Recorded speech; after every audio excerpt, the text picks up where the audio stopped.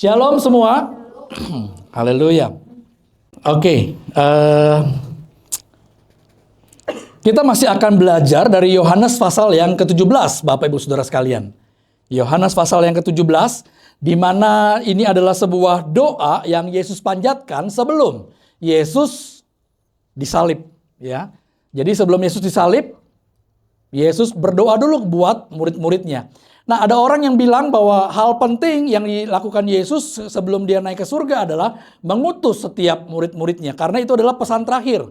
Ya, pergilah jadikanlah semua bangsa muridku, baptislah ajarlah mereka dan baptislah mereka di dalam nama Bapa, Putra dan Roh Kudus. Dan aku akan menyertai kamu dari Yerusalem, Yudea, Samaria sampai kepada ujung bumi. Nah, ini adalah sebuah pesan penting, sebuah amanat agung. Tetapi ada satu hal lagi yang penting sebelum Yesus meninggal, sebelum Yesus disalibkan, yaitu ada sebuah doa. Nah, doa ini sudah kita pelajari di minggu yang kedua, di minggu pertama kedua, di mana kita belajar mengenai pentingnya menjadi satu di dalam Kristus. Kenapa? Karena memang itu yang menjadi kehendak Tuhan di dalam kehidupan kita, yaitu menjadi satu. Tapi ternyata Bapak Ibu Saudara sekalian, ketika kita membaca secara keseluruhan Yohanes pasal yang ke-17 dari ayat 1 sampai dengan ayat ke-26, kita akan temukan ternyata ada 3 struktur doa. Jadi bukan hanya menjadi satu, bukan hanya kerinduan Tuhan supaya kita dipersatukan, sama seperti Bapa dan Kristus adalah satu. Tapi ternyata ada 3 hal, ada 3 pokok doa yang Yesus panjatkan buat setiap murid-muridnya pada waktu itu. Nah, tidak berhenti sampai di situ saja. Saya mencoba mencari tahu karena ini adalah sebuah doa imam besar. Ya, minggu depan tanggal 29 kita akan belajar mengenai Yesus sang imam besar. Ini sedikit kisi-kisi saja. Jadi doa Yohanes pasal 17 ini adalah doa yang dipanjatkan, yang biasa dipanjatkan oleh seorang imam besar. Tidak semua imam memanjatkan doa seperti ini. Hanya dipanjatkan oleh imam besar. Nah, imam besar tugasnya ngapain? Imam besar tugasnya adalah membuat korban. Mempersembahkan korban. Berdoa untuk umatnya. Berdoa untuk bangsa-bangsa. Berdoa untuk perdamaian. Yom Kippur, 1 tahun 1 kali. Imam besar. Nah, Yesus mengambil peranan ini. Dan menariknya, ada peristiwa yang sama di perjanjian lama yang ternyata juga melakukan hal yang sama, yaitu Musa. Nah, orang-orang sering berpikir Musa itu imam besar. Bukan. Imam besarnya adalah Harun. Harun imam besar, Musa bukan imam besar. Musa adalah seorang pemimpin, seorang nabi. Tapi kenapa di dalam perjanjian baru disinggung juga bahwa Musa ternyata mengambil peranan seperti imam besar. Karena memang ada tugas unik yang Tuhan percayakan buat Musa sebagai pemimpin.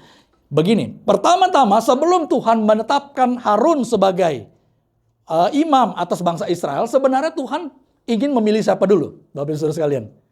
Sebelumnya Tuhan ingin memilih Musa, betul? Tapi Musa tidak mau, karena Musa bilang aku petah lidah, aku tidak pandai berbicara, maka akhirnya Harunlah yang dipilih. Jadi fungsi keimaman. Ya, fungsi keimaman. Secara institusi Musa bukan imam, tapi secara fungsi Musa tetap dipandang Tuhan sebagai seorang imam. Ini luar biasa loh. Jadi begini Bapak Ibu Saudara sekalian, waktu Tuhan sudah menetapkan kita, waktu Tuhan sudah memanggil kita, bagaimanapun caranya kita berusaha untuk menghindar, Tuhan tetap akan menargetkan kita untuk melakukan fungsi yang telah Dia tetapkan dalam kehidupan kita. Jabatannya mungkin berbeda, tapi fungsinya tetap jalan dalam kehidupan kita. Nah, kita mau melihat sekarang, memperbandingkan, mengkomparasi doa Musa dengan doa Yesus. Ya, kita lihat sama-sama doa dan harapan. Ya, doa yang Yesus doa yang Musa panjatkan itu ada di Ulangan pasal 33 ayat 1 sampai 29. Ki, bisa next slide-nya? Ya, next lagi. Ya. Ini kesamaan strukturnya ya, kita akan lihat doa Musa di dalam Ulangan 33 ayat 1 sampai dengan 29 dan doa Yesus diambil dari Yohanes 17 ayat 1 sampai dengan ayat yang ke-26. Di ayat yang pertama sampai dengan ayat kelima, baik doa Musa maupun doa dari Tuhan Yesus ternyata memiliki satu kesamaan. Kesamaannya apa? Yaitu yang pertama, orang Israel mengenal Allah. Itu doa Musa. Doa Yesus juga tidak berbeda. Doa Yesus juga berbicara mengenai bagaimana setiap murid-muridnya mengenal Allah yang benar. Mengenal Allah yang benar. Dan mengenal Yesus yang adalah hidup yang kekal. Kita baca sama-sama Ulangan 33 ayat yang kedua dan ayat yang ketiga saja. Kelihatan? Kelihatan ya? Oke, kita baca bersama-sama. 1, 2, 3. Berkatalah ia, Tuhan datang dari Sinai dan terbit kepada mereka dari Seir. Ia tampak bersinar dari pegunungan Paran dan datang dari tengah-tengah puluhan ribu orang yang kudus. Di sebelah kanannya tampak kepada mereka api yang menyala. Ayat ketiga, sungguh ia menangani umatnya, semua orangnya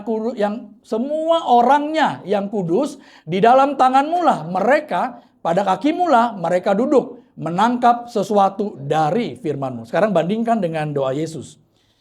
Ayat yang kedua kita baca sama-sama lagi. 1, 2, 3. Sama seperti engkau telah memberikan kepadanya kuasa atas segala yang hidup, demikian pula ia akan memberikan hidup yang kekal kepada semua yang telah engkau berikan kepadanya. Inilah hidup yang kekal itu, yaitu bahwa mereka mengenal engkau satu-satunya Allah yang benar, dan mengenal Yesus Kristus yang telah engkau utus. Jadi ada kesamaan dari 3 pokok doa yang disampaikan baik oleh Musa maupun oleh Yesus. Yang pertama adalah supaya mengenal Allah. Nah, kenapa ini begitu penting? Kenapa Musa berdoa supaya orang-orang Israel mengenal Allah? Karena tanpa pengenalan akan Allah, orang-orang Israel akan mudah sekali diombang-ambingkan. Tanpa mengenal Allah yang benar, mereka akan mudah sekali berpindah hati, berpindah keyakinan, berpindah kebersandaran mereka kepada Allah yang lain.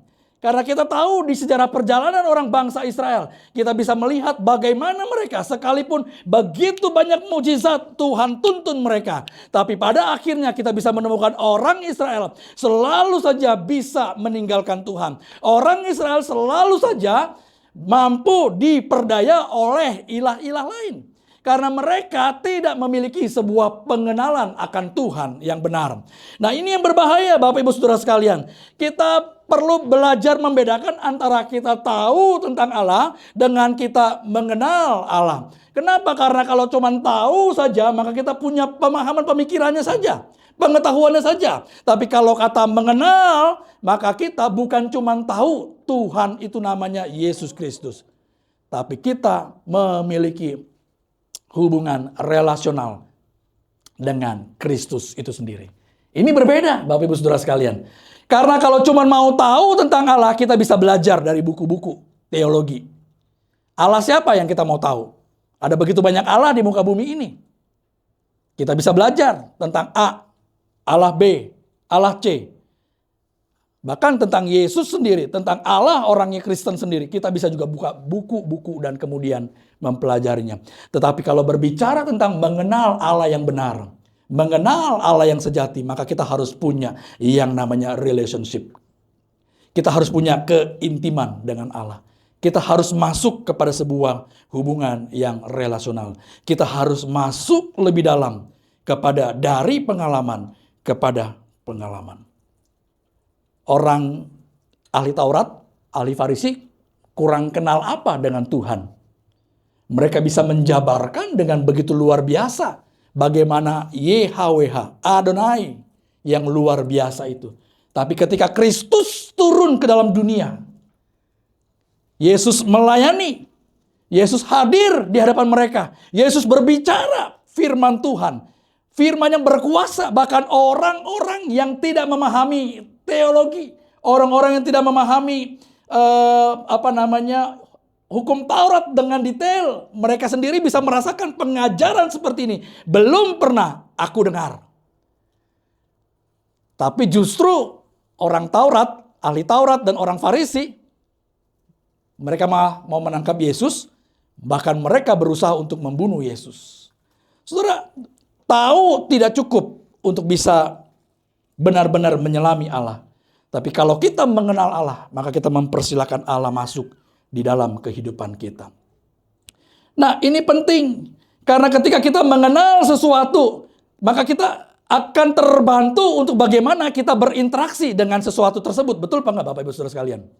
Kalau kita mengenal seseorang, maka kita akan punya kerinduan. Kita akan memiliki semacam cara bagaimana kita berinteraksi dengan orang tersebut.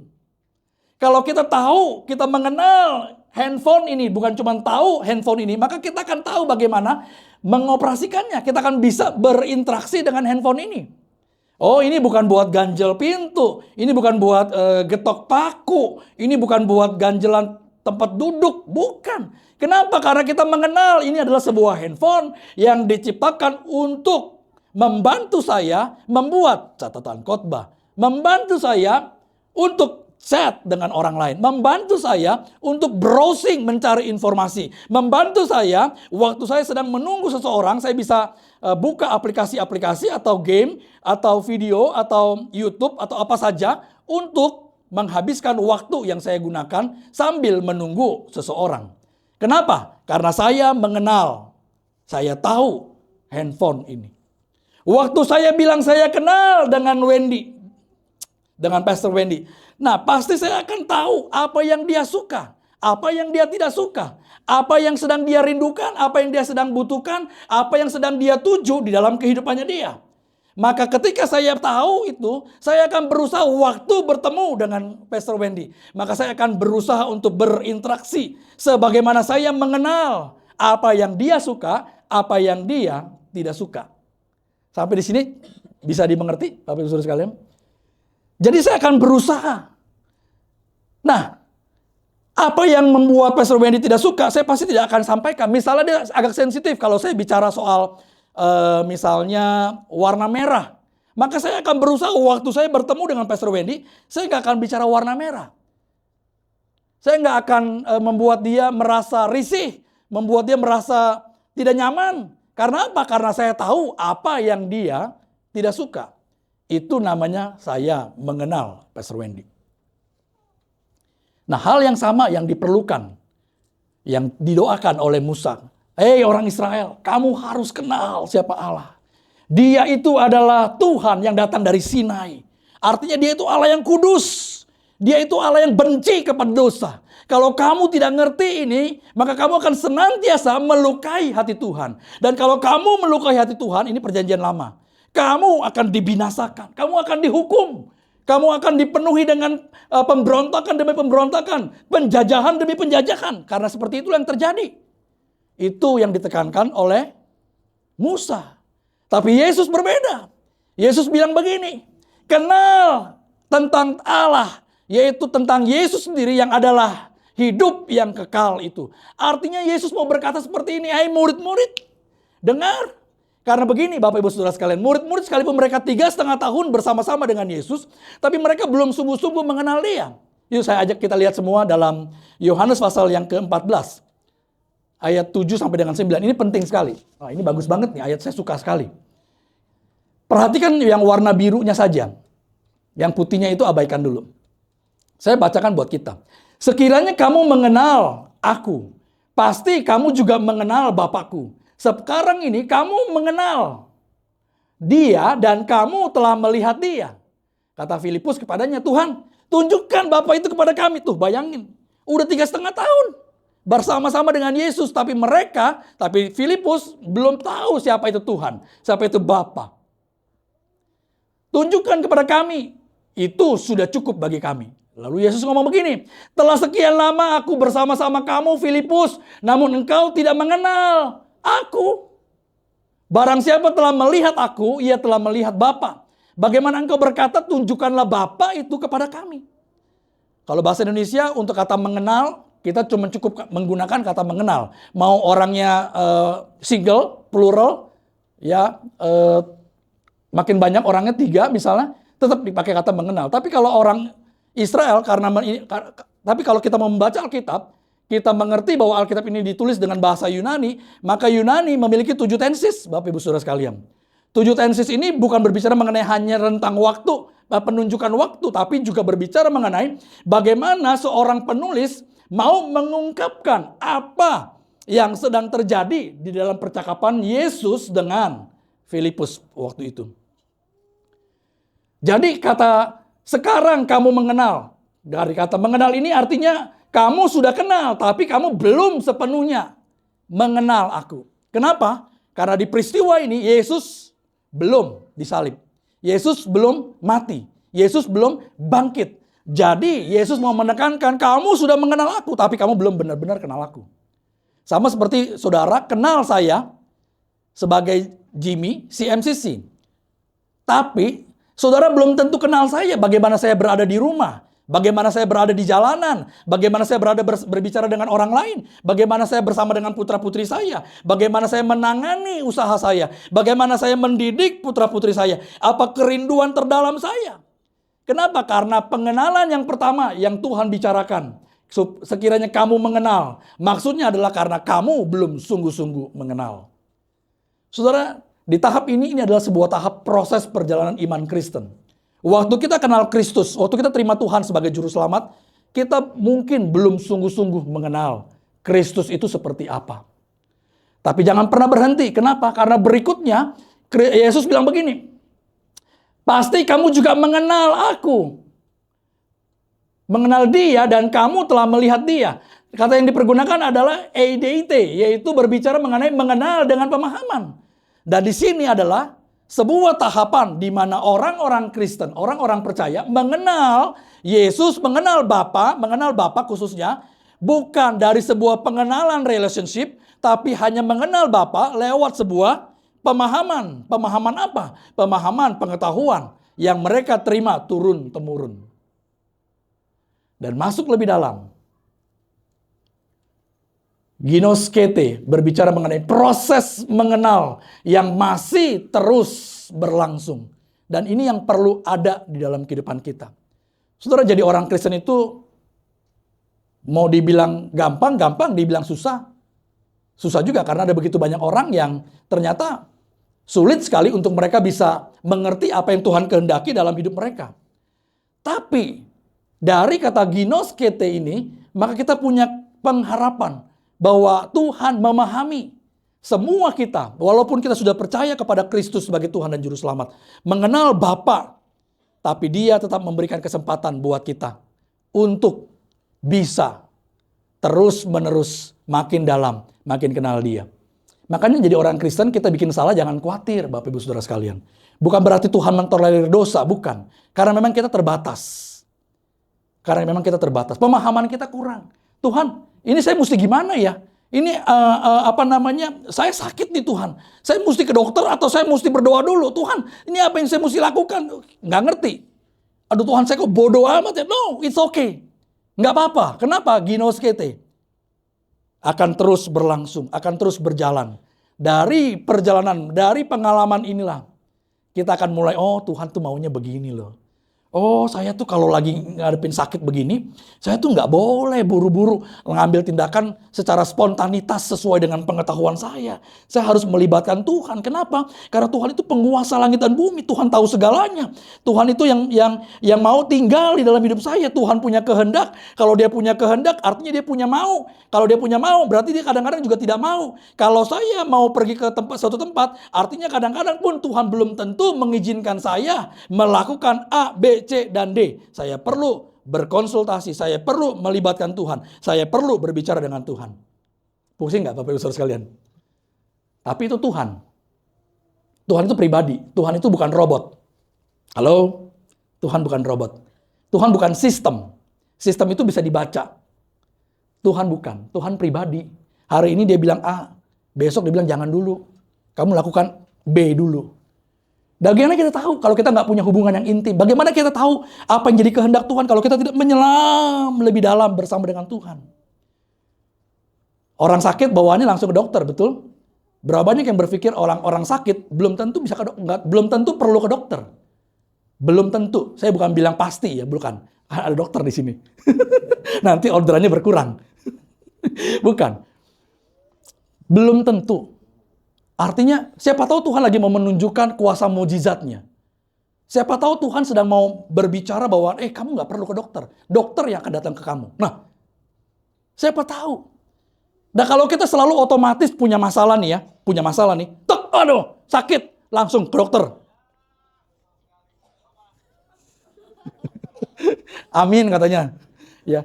Kalau kita selalu lagi sakit, kita selalu langsung, pokoknya sakit langsung dokter. Selalu begitu secara otomatis. Lalu bagaimana kita bisa melihat, bagaimana kita bisa berjalan bersama dengan Tuhan? Bagaimana kita bisa menikmati Tuhan? Bagaimana kita bisa punya pengalaman dengan Tuhan? Karena Tuhan gak punya kesempatan untuk menunjukkan diri dia. Tuhan gak punya kesempatan untuk bilang, aku bisa sembuhin kamu loh. Karena kita selalu berpikir begini, pokoknya kalau sakit ke dokter. Punya utang, lari ke family. Punya kesulitan pekerjaan, lari ke teman saya yang kuat di pekerjaan ini. Punya masalah hukum, lari ke ke ahli hukum. Kita nggak pernah benar-benar duduk dulu diam, bilang Tuhan mau apa? Tuhan, saya persilakan Engkau bekerja, berbicara buat saya. Tuhan bilang pergi ke ahli hukum. Baru kita pergi ke ahli hukum. Karena itu adalah keinginan Tuhan. Jadi bukan spontanitas segala sesuatu itu kita lakukan secara otomatis. Bukan terprogram. Bukan. Tuhan bukan program, tapi Tuhan pribadi. Dan itu yang dia mau. Jadi mulai sekarang belajar. Dan ini penting. Didoakan oleh Musa, imam besar. Bukan imam besar. Maksudnya secara fungsi sebagai imam besar. Dan didoakan oleh Yesus yang adalah imam besar kita. Jadi artinya ini adalah sesuatu yang penting. Bagaimana dia mau supaya kita punya pengenalan akan Tuhan. Dan pengenalan akan Tuhan ini tidak boleh berhenti sampai di diri kita saja. Pengenalan akan Tuhan ini harus turun kepada orang-orang yang ada di sekitar kita. Kepada putra-putri kita. Ajarkan pengenalan itu. Ajarkan kepada anak-anak kita.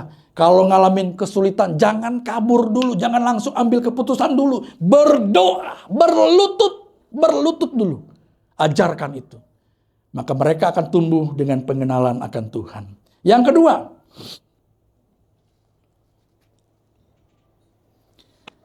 kesamaan struktur doa Musa dan doa Tuhan Yesus. Yang kedua adalah di dalam ayat yang ke-6 sampai 25, Musa berdoa syafaat bagi suku-suku Israel. Ini menarik ini luar biasa. Musa berdoa syafaat bagi suku-suku Israel. Yesus, dia berdoa buat orang-orang percaya, buat kita semua. Bahkan aku berdoa buat orang-orang yang akan datang. Katanya begini, dan bukan untuk mereka, artinya bukan cuma untuk murid-murid aja Tuhan aku berdoa. Tapi juga untuk orang-orang yang percaya kepada mereka, kepadaku oleh pemberitaan mereka. Jadi buat siapa Yesus berdoa? Bukan cuma buat 12 murid.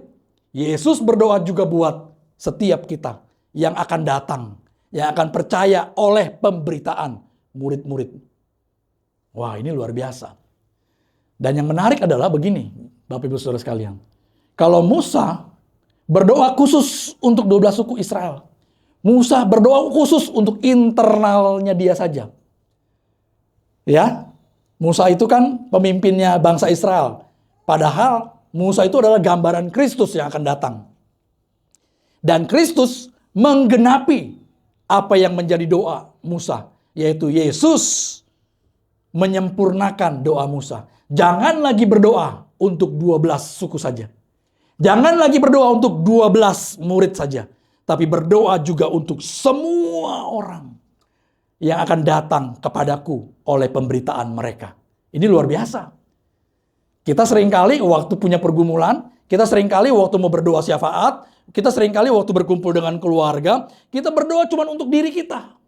Untuk problem kita, untuk pergumulan kita. Kita berdoa untuk sesuatu yang memang kita, dan kita.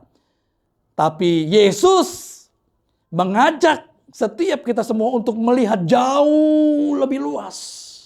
Ada orang-orang lain yang juga perlu diperhatikan. Ada orang-orang lain yang juga perlu mendapatkan doa kita.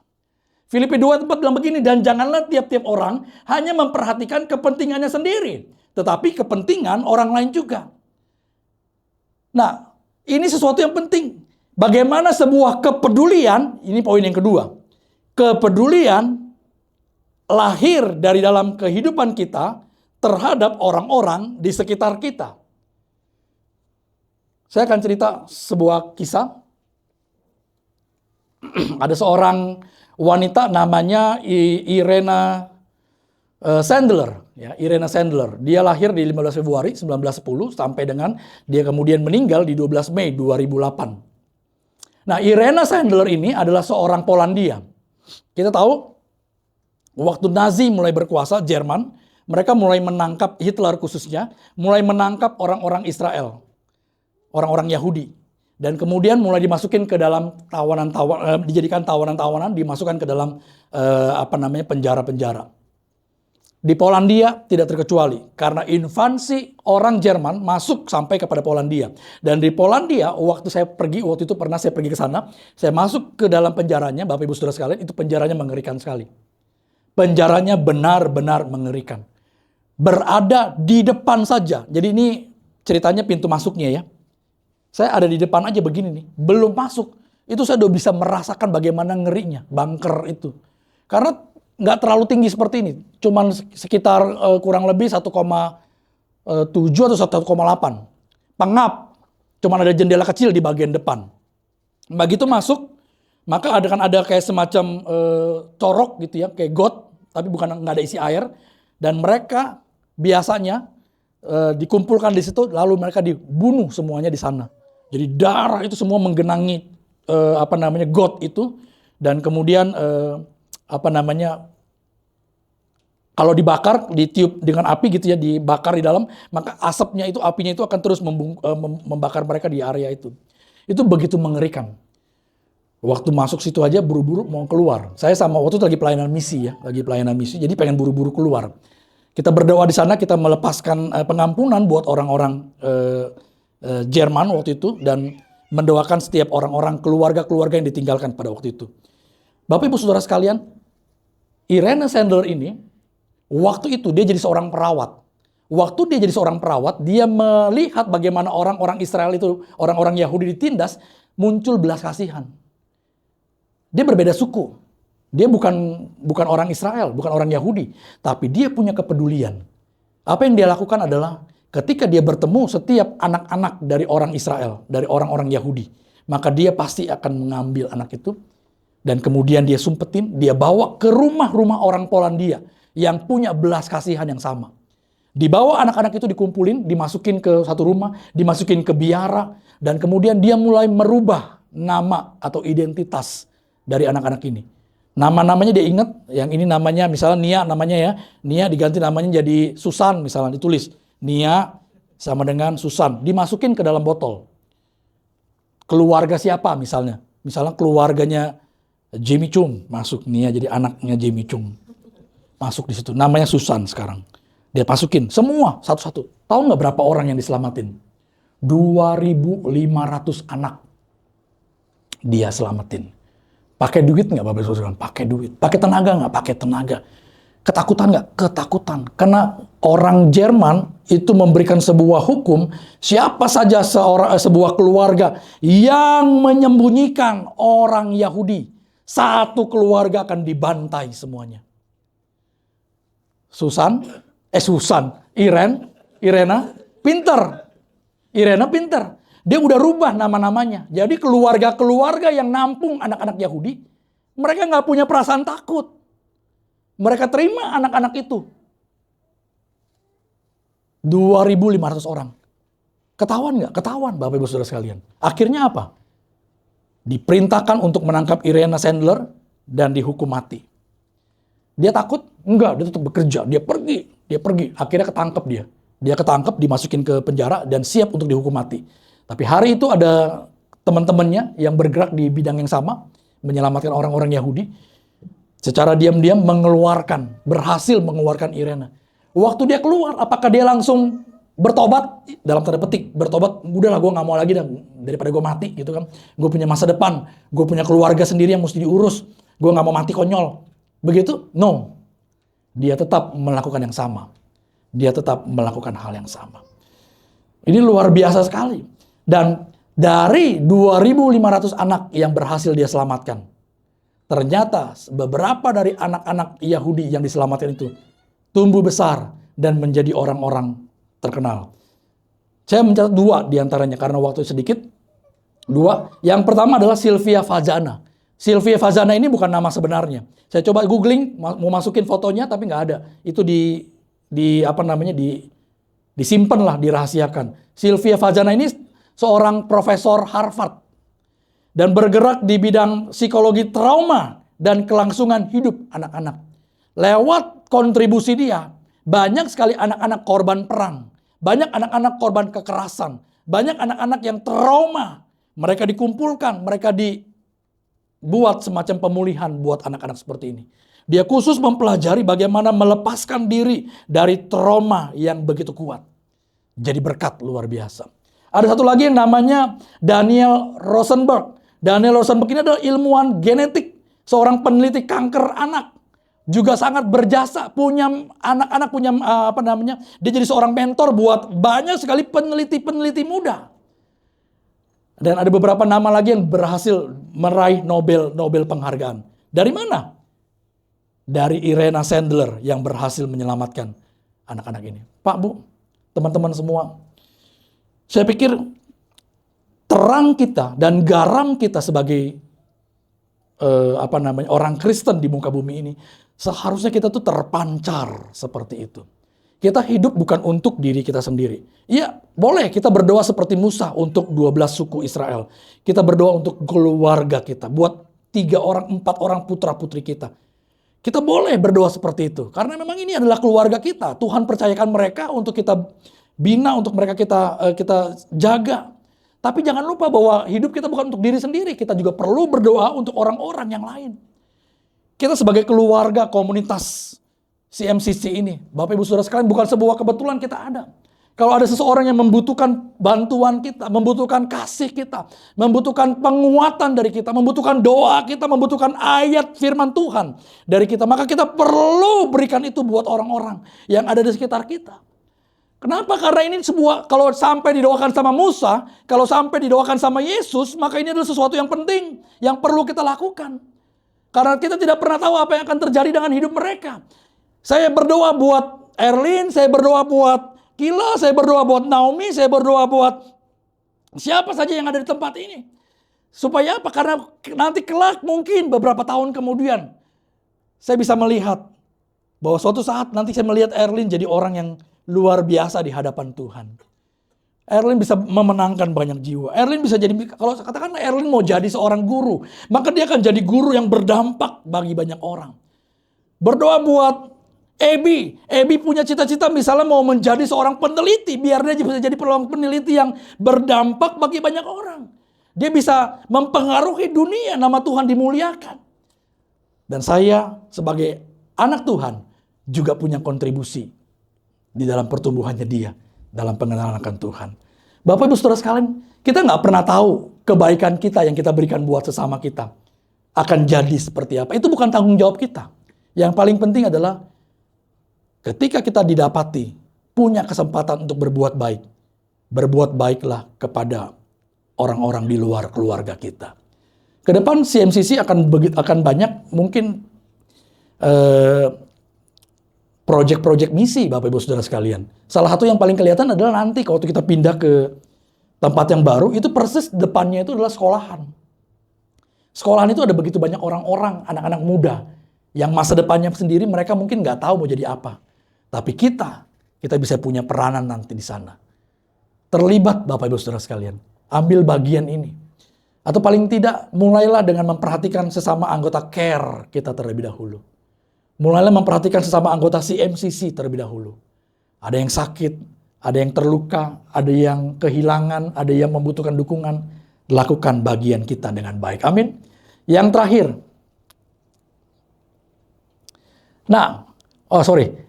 Timothy Keller bilang begini, Bapak Ibu Saudara sekalian. Kasih yang tidak terlihat dalam kepedulian adalah kasih yang hanya tinggal dalam kata-kata. Ya. Jadi kita bisa ngomong, kita harus mengasihi karena kasih itu, Yesus itu adalah kasih sendiri, Allah itu adalah kasih, maka kita perlu mengasihi sesama kita. Tapi kalau kita tidak melakukan sebuah tindakan, sebuah perbuatan, maka itu akan hanya tinggal jadi sebuah kata-kata belaka. Nah, yang ketiga, kesamaan struktur dari doa Musa dan Yesus. Doa Musa yang ketiga adalah dia berdoa untuk kebahagiaan tanah perjanjian. Bangsa Israel waktu mereka nyampe di tanah perjanjian, ini Musa waktu berdoa, bangsa Israel belum masuk ke tanah perjanjian, belum. Waktu Musa berdoa, bangsa Israel masih berada di padang berantara. Masih belum mengalami peperangan demi peperangan. Jadi Musa berdoa supaya mereka nanti tiba di tanah perjanjian, mereka akan berbahagia. Bunyinya adalah, maka Israel diam dengan tentram, dan sumber Yakub diam, tidak terganggu di dalam suatu negeri yang ada gandum dan anggur. Bahkan langitnya menantikan embun. Perhatikan bagaimana Yesus berdoa. Yesus berdoa begini, "Ya Bapa, aku mau supaya dimanapun aku berada, mereka juga berada bersama-sama dengan aku. Mereka yang telah Engkau berikan kepadaku, agar mereka memandang kemuliaanku yang telah Engkau berikan kepadaku, sebab Engkau telah mengasihi aku sebelum dunia dijadikan." Berbeda dengan Musa, Yesus doanya adalah kebahagiaan dalam kemuliaan yang kekal. Kalau Musa berdoa, "Nanti waktu kamu bangsa Israel masuk tanah perjanjian, biar Tuhan berikan kebahagiaan buat kamu. Biar Tuhan berikan ketenteraman buat kamu." Tapi Yesus berbeda. Waktu Yesus berdoa, "Bawa mereka Tuhan kepada kemuliaan yang akan datang bersama-sama dengan aku. Supaya dimanapun aku berada, mereka juga berada bersama-sama dengan aku." Jadi Yesus berdoanya apa? Berdoanya untuk kekekalan. Yesus berdoa untuk sesuatu yang kekal. Kalau berdoa untuk sebuah tanah, untuk sebuah tempat, maka sebuah tempat itu suatu saat kita akan, namanya manusia, kita ini manusia fana, akan meninggal dunia dan kita akan habis, lenyap dari muka bumi ini. Tapi kalau Yesus berbeda. Aku berdoa bukan cuma supaya kamu diberkati di muka bumi ini. Aku berdoa bukan cuma supaya kamu menjadi orang-orang yang berpengaruh, berdampak di muka bumi ini. Menikmati penyertaanku di muka bumi ini. Aku berdoa supaya ketika kamu meninggalkan tempat ini, kamu bersama-sama dengan aku di kemuliaan kekal. Bapak Ibu Saudara sekalian, kemuliaan kekal berbicara mengenai apa yang kita hidupi di muka bumi ini. Jangan orientasikan kepada hal-hal yang hanya ada di muka bumi ini. Tapi orientasikan hidup kita. Apa yang kita lakukan, apa yang kita pikirkan, senantiasa condongnya kepada kemuliaan. Kemarin kami care. Waktu care, kita ngebahas soal satu gereja yang namanya Antik. Jangan disebut namanya. Tapi kurang lebih begini. Gereja ini punya nama yang orientasinya ke uang. Berkat senantiasa makmur melimpah, apa segala macam lah, pokoknya kurang lebih begitu. Jadi harapannya supaya umat yang beribadah di sana menjadi kaya raya. Wah, boleh nggak berdoa untuk minta diberkati Tuhan? Boleh. Karena kita hidup di muka bumi, kita punya banyak kebutuhan. Kita boleh minta sesuatu. Tapi itu bukan sesuatu yang sifatnya kekal. Bukan sesuatu yang abadi. Tapi ini adalah sesuatu yang Tuhan mau kita kerjakan, adalah orientasikan segala sesuatu itu kepada kekekalan. Pak, bedanya teman-teman sama saya itu apa? Saya hamba Tuhan nih, teman-teman pekerja, pebisnis. Bedanya apa? Nggak ada bedanya sebenarnya.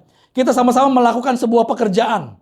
Tapi ketika kita melakukan sebuah pekerjaan, ini yang menjadi sebuah pembeda. Apakah Bapak, Ibu, Saudara, dan saya melakukannya untuk sebuah kekekalan? Beda. Saya khotbah di sini.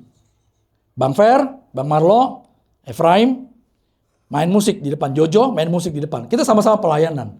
Tapi apakah saya dan teman-teman pemusik punya orientasi yang sama?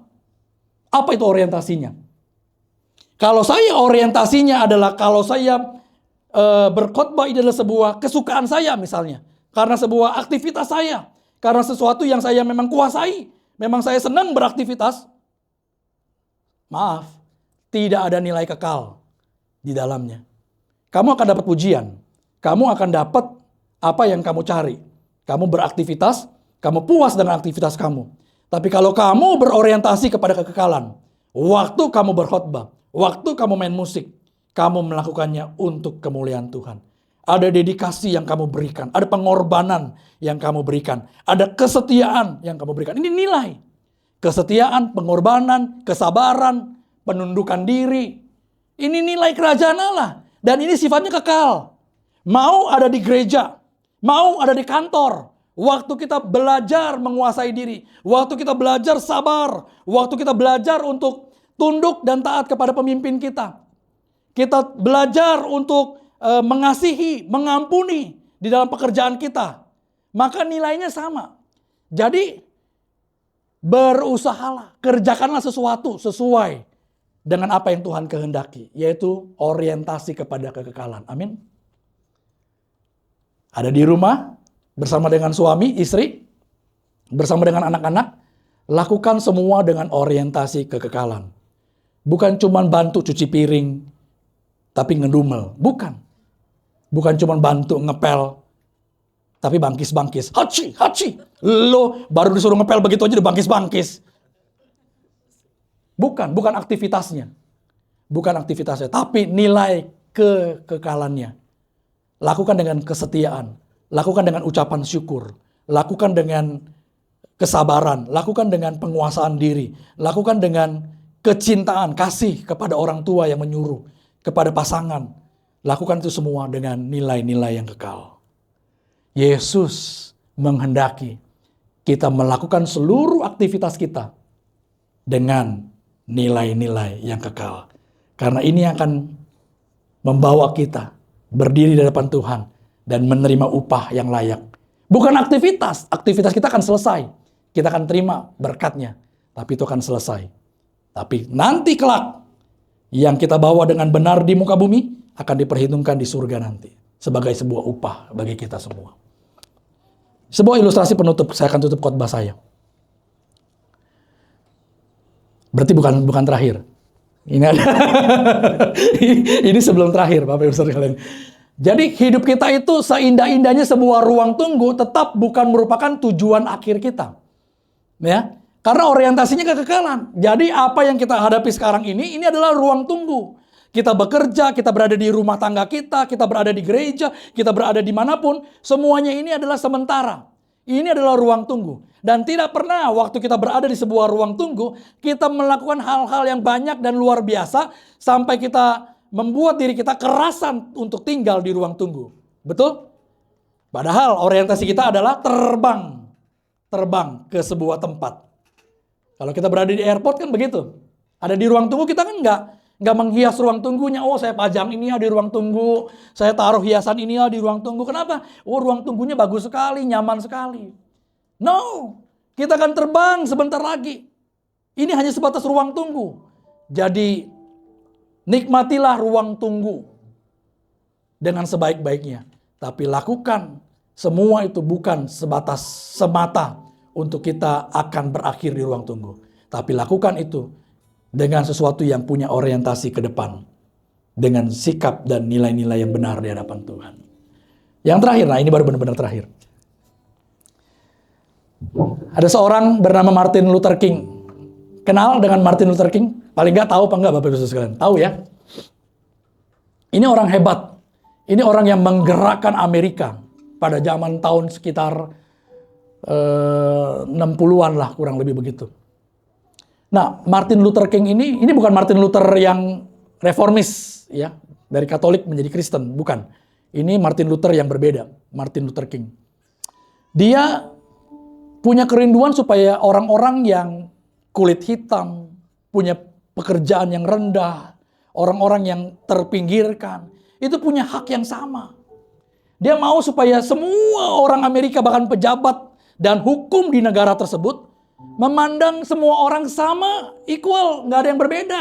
Kita ini human being, kita ini manusia. Tapi kenyataannya adalah bahwa ternyata pemerintah Amerika punya hukum yang sifatnya sangat diskriminatif. Warga-warga juga sangat diskriminatif. Kalau orang kulit berwarna dipandang rendah. Kalau orang yang kerjaannya kotor dipandang rendah.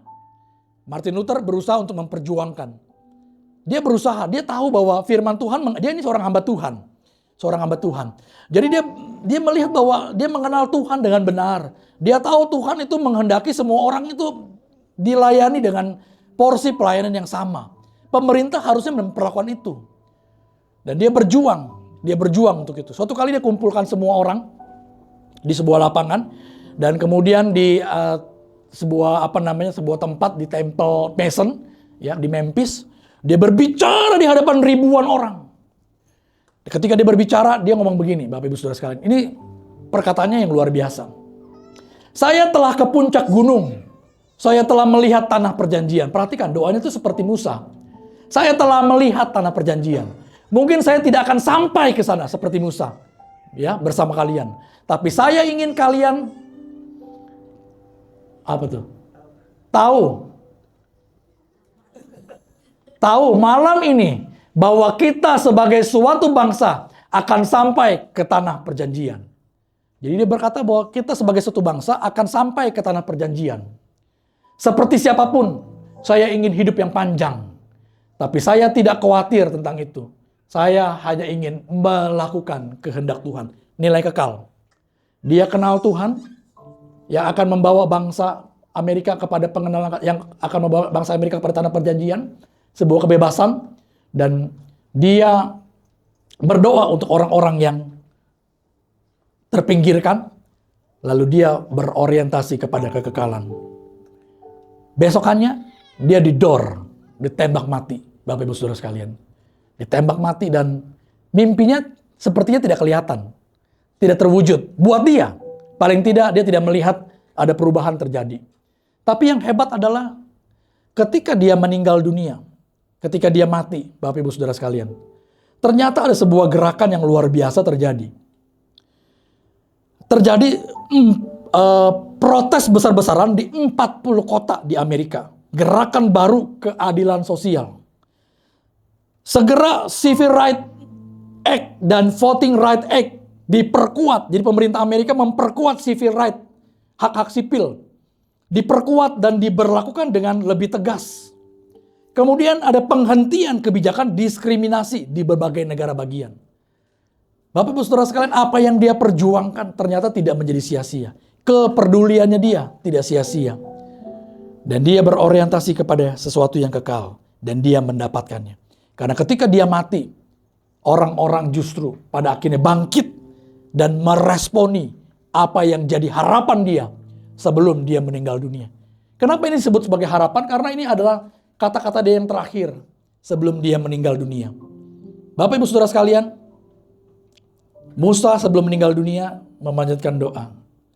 Yesus sebelum mati di atas kayu salib memanjatkan doa. 3 pokok doa dari 2 orang yang luar biasa ini sama mengenal Tuhan, memiliki kepedulian kepada sesama, orientasikan hidup pada semua yang kekal, pada hal yang kekal. Bapak Ibu Saudara sekalian, kita akan tutup firman Tuhan. Tapi hari ini saya mau mengajak kita semua, jadilah penggenap-penggenap dari doa yang Yesus panjatkan 2000 tahun yang lalu. Karena apa yang telah Tuhan percayakan dalam kehidupan kita bukan digunakan untuk diri kita sendiri, tapi untuk pekerjaan Tuhan, kemuliaan Tuhan yang akan datang. Saya percaya hari ini kita duduk dengan segelintir orang, dengan segini aja. Sekitar, kalau kumpul semua bisa sekitar 50, 55, 60 orang pernah. Tapi kalau kita saling menguatkan diri, saling menopang satu dengan yang lain, saling peduli satu dengan yang lain, saling mendoakan satu dengan yang lain. Kita terus bergerak mencari jiwa, mencari orang-orang yang dimenangkan, terus kita kerjakan dengan tulus, dengan orientasi kepada Kristus, bukan untuk kepentingan diri sendiri. Bukan untuk semata karena aktivitas belaka, tapi untuk Kristus. Suatu saat akan lahir orang-orang yang luar biasa.